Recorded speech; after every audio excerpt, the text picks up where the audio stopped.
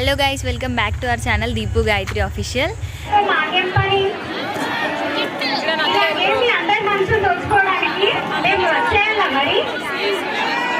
ధర్మంగా రోమపాదుడు అనే రాజు తన ధర్మపత్ని వెర్షిని దంపతులు పాలిస్తున్నారు. అనుకోకుండా రాజ్యంలో వర్షాలు లేక కరువు తాండవిస్తున్న రోజులవి. రాజకుటుంబం ప్రజలు తాగు నీరు లేక, తినడానికి తిండి లేక అల్లడిల్లిపోతుండగా ఇలా జరిగింది. నారాయణ నారాయణ. ఏంటి నారద మహర్షి, ఏంటి వేళ విశేషం? దేవేంద్ర ప్రణామాలు. మీకు విషయం తెలియనట్టుంది. ఏం విషయం? దేని గురించి మీరు మాట్లాడుతున్నారు నారద? దేవేంద్ర, భూలోకంలో అవిబండక మహర్షి తపస్సు చేస్తున్నారు. మీకంటే శక్తివంతుడిగా మారి మీ సింహాసనానికి ముప్పు వచ్చేలా ఉంది. ఏంటి, మా సింహాసనం చేజారడమా?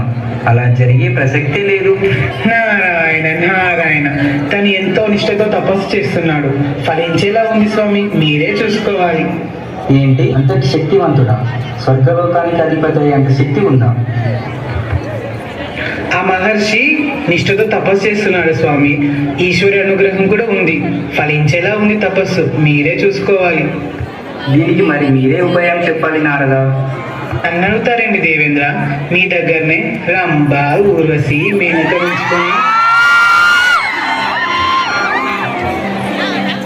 దేవి, నేను మీకు ఒక పని చెప్తాను, దాన్ని మీరే విజయవంతం చేయాలి. దేవేంద్ర, మీ ఆజ్ఞను నేను మన్నించడమా? చెప్పండి దేవేంద్ర. భూలోకంలో విబండక మహర్షి యొక్క తపస్సును భంగం చేయాలి. మీపైనే నా నమ్మకం. అలాగే దేవేంద్ర, నాపై నమ్మకంతో ఉండండి. అలాగే, విజయస్తు. ఇక సెలవు దేవేంద్ర.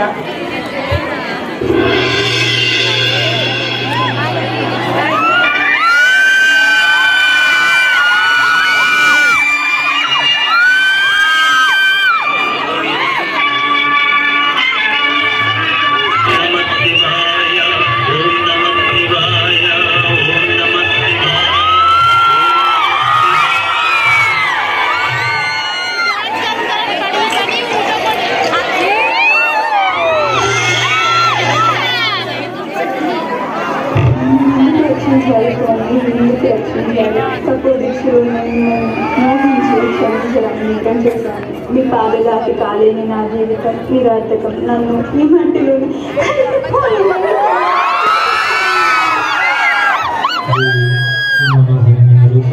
అచంచలమైన ప్రేమ నన్ను ఎప్పుడూ కదిలించి వేసింది. నువ్వే నా ధర్మపత్ని. నా వీడిగా నా మనోవిలాహాన్ని చల్లార్చి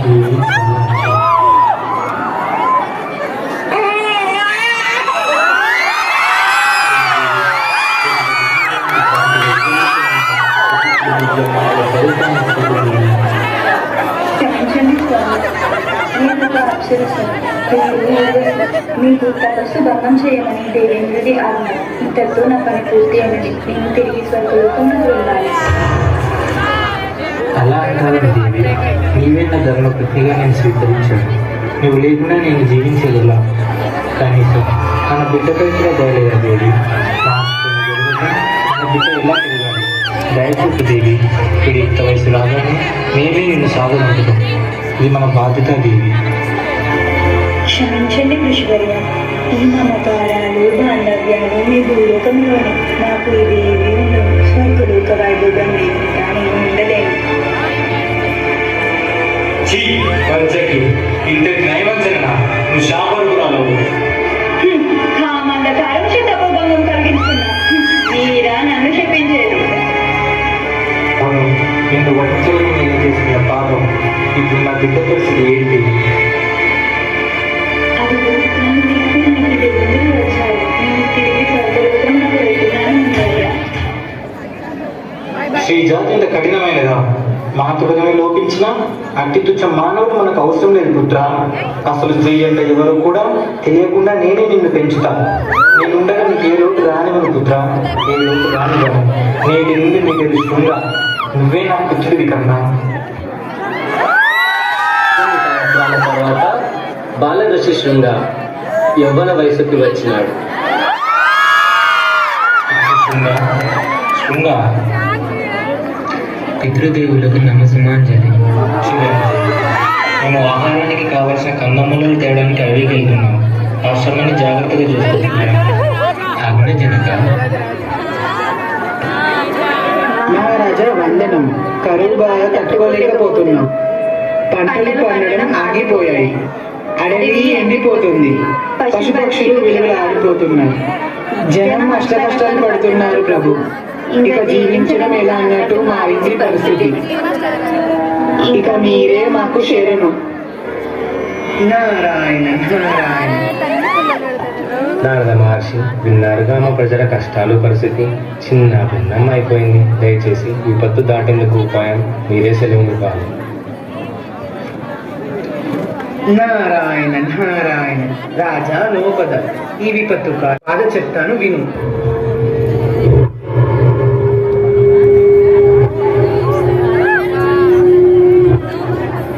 ఇంతటి విషాదం మహర్షి. కానీ ఈ విషయంలో మేమేమి చేయగలం? ఎవరు మమ్మల్ని ఈ ముప్పు నుండి తప్పించగలరు? మాకేమిలా మహర్షి. మార్గం ఉంది రాజా, మార్గం ఉంది. ఆరుషిపుత్రుడు నిష్ఠగరిష్ఠుడు. ఇప్పటి వరకు ఏ స్త్రీని కనలేదు, వినలేదు, ఎరుగనే ఎరుగడు. మహో తపో సంపన్నుడు. ఆ పుణ్యాత్ముడు మన రాజ్యంలో అడుగు పెట్టారో ఈ రాజ్యంలో కష్టాలు పోయి అంతా సస్యశ్యామలంగా మారుతుంది. అంతా లక్ష్మీ ప్రసన్నంగా ఉంటుంది. అయితే సంశయం ఎలా నారద మహర్షి? చెప్పండి. ఋషిశృంగ తండ్రి విభండకుడు స్త్రీ జాతిపైనే అత్యంత ఆగ్రహంతో ఉన్నాడు. తన కొడుకుని ఈ సమాజానికి దూరంగా ఎంతో నిష్ఠతో పెంచాడు. తన కొడుకుని ఈ రాజ్యానికి పంపించడం ససే మీద ఒప్పుకోరు. విభండకుడు గెలవడం కూడా అసాధ్యమే, ఒప్పించడం కూడా అసాధ్యమే. మరి మీరు మాయ చేస్తారో మర్మమి చేస్తారో మీరే ఆలోచించాలి. విన్నారుగా ఇష్ట సకలారా మన రాజ్యం దుస్థితి. ఆ ఋషి కుమారుని తీసుకురావడానికి మీరు నాకు సహాయపడతారు. అలాగే శాంత, మేము కూడా మన రాజ్యం పరిస్థితి చూడలేకపోతున్నాం.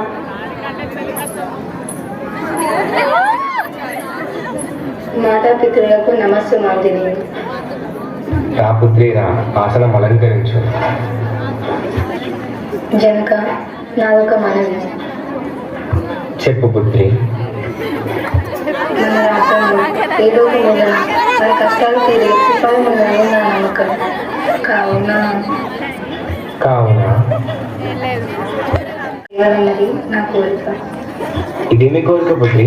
ఎవ్వనకు కన్యవు, మగతోడు లేకుండా రాజ్య విహారమా? అమ్మో, ఇంకేమైనా ఉందా? నేను మీ పుత్రికను తండ్రి, సామాన్య బలను కాను. తమ చేత ధర్మశాస్త్రమును, రాజనీతిని, యుద్ధ నీతిని తెలిసిన దానను. రాజ్యం కష్టాలలో ఉన్న వేళ మనం ఇలా భయపడి ఉండడం తగునా? కాదనకండి తండ్రి, నన్ను అనుమతించండి. అలాగే పుత్రి, ఈ రాజ్యానికి రుణం తీర్చుకునే సమయం ఆసన్నమైనది. ఆశీర్వదించండి తండ్రి. క్షేమంగా వెళ్ళి లాభంగా రా తల్లి. ఆశీర్వదించండి తల్లి. అలాగే తల్లి, విజయోస్తు. జాగ్రత్తగా వెళ్ళిరా.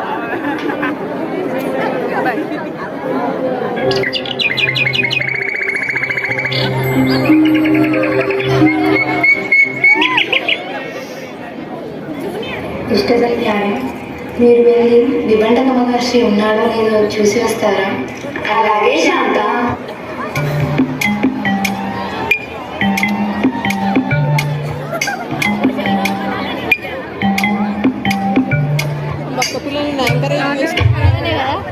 నువ్వా?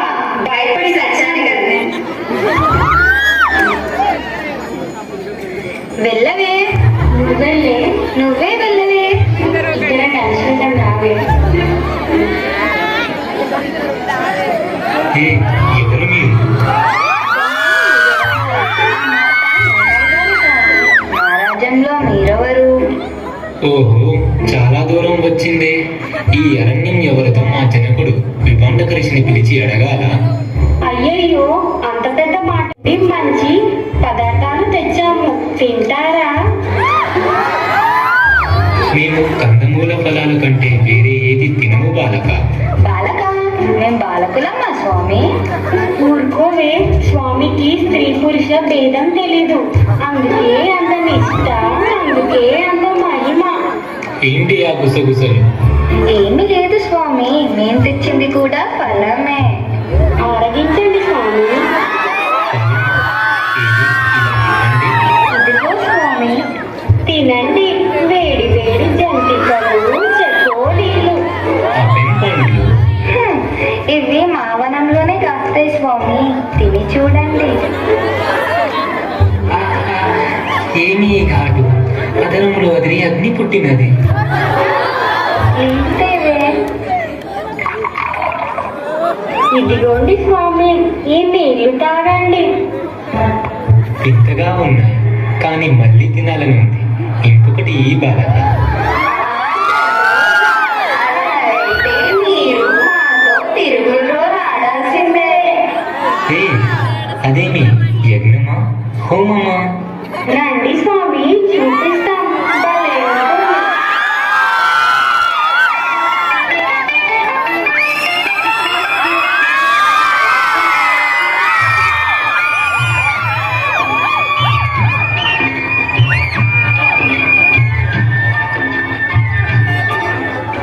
భలే భలే, మీరు చాలా బాగున్నారు.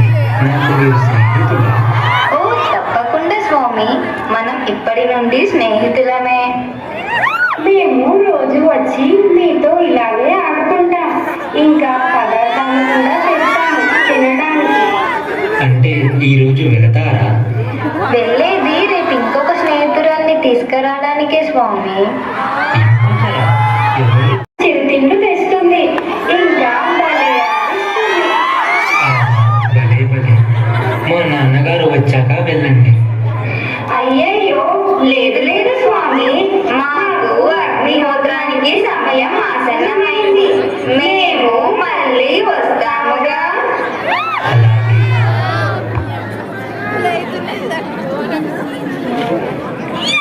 పుత్ర, ఏమైనా విశేషమా?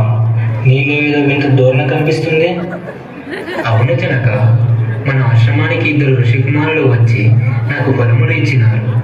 ఋషి కుమారుల ఫలముల? జాగ్రత్త పుత్ర. అటులనే తండ్రి. ఆ మరుసటి రోజు పుత్ర, నేను వెళ్ళి యాగానికి సముదాలు తెచ్చదను. అటులనే తండ్రి.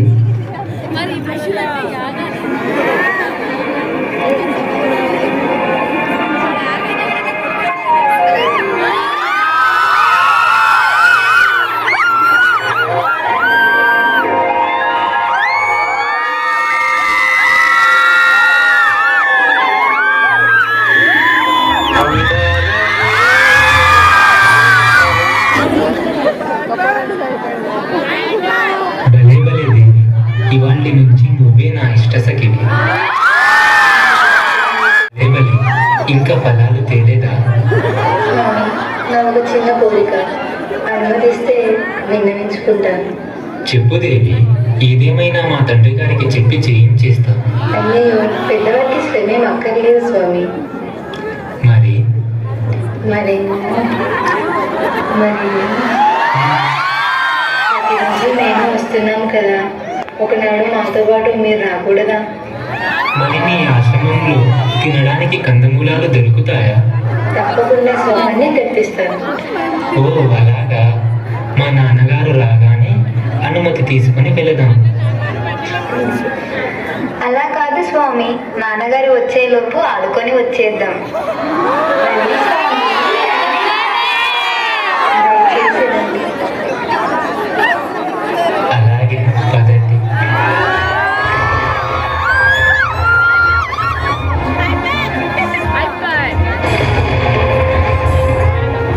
అయ్యో అందరూ అని చెప్పొచ్చాడే. శృంగ, ఏమయ్యాడు?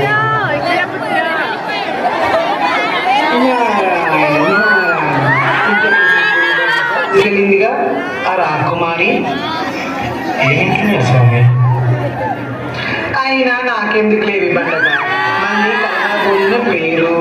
దయచేసి చెప్పండి స్వామి. సరే మహర్షి, నువ్వు ఇంత అడుగుతున్నావు కాబట్టి చెప్తున్నా.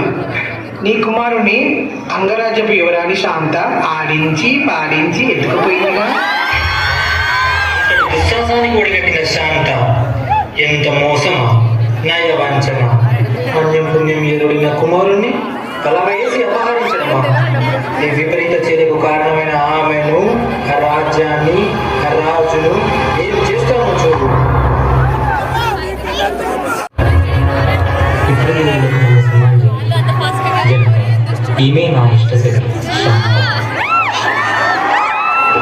నా కుమారుడిని ఎందుకు తీసుకొచ్చాడు? దయచేసి వినండి, నాకు ఎటువంటి వంచన చేసే ఉద్దేశం లేదు. ఈ రాజ్యం దుస్థితులకు మాపేందుకే వచ్చాను. ఆ స్వామి చల్లని నేత్రాలకు కల్మషం లేని మనిషికి ఎప్పుడో ముగ్ధురాలయ్యాను. ఆయన పాదదాసిగా జీవించాలని నిర్ణయించుకున్నాను.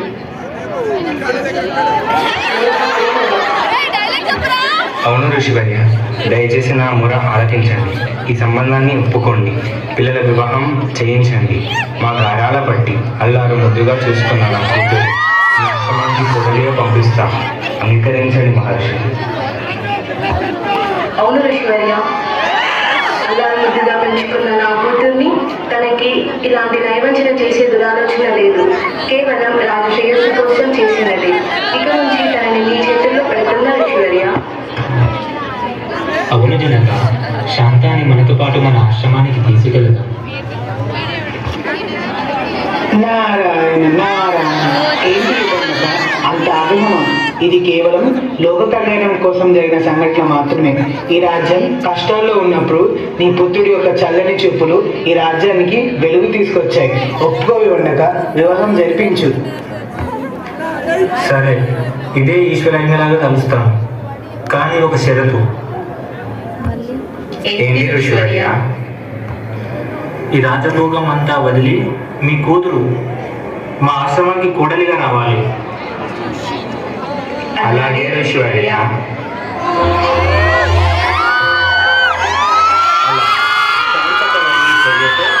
స్త్రీ అంటే నిష్టగల భార్యగా, కృతజ్ఞతాశీలి అయిన కూతురిగా, తన రాజ్యం కోసం ప్రాణత్యాగానికైనా సిద్ధపడే యువరాణిగా, చాతురతలో ధీటిగా, మొత్తానికి స్త్రీ అంటేనే గొప్పగా నిరూపించుకుంది.